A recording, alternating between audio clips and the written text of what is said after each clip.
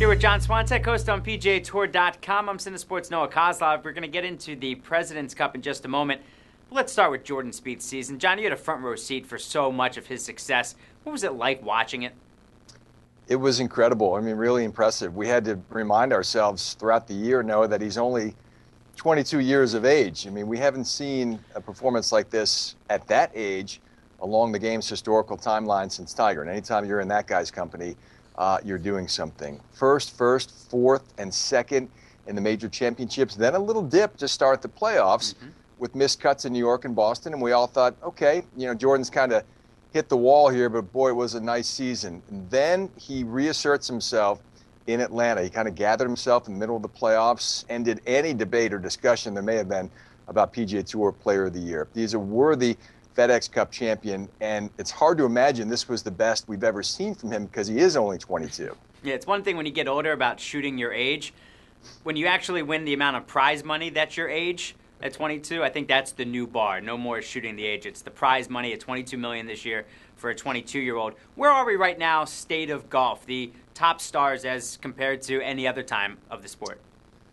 Well, in my 20 years here with the tour, I can't recall anything quite like this, honestly. That's because really the last 2 decades have been defined by the start of, the throes of, and now what's looking to be the tail end of the Tiger Woods era. He was just so dominant for the last 2 decades, really, that he kind of overshadowed everybody else. And there was a lot of great players in the last 20 years who did remarkable things, but Tiger's presence was so strong, his Q factor, his Q rating was so high that it kind of dwarfed and diluted the impacts of everybody else.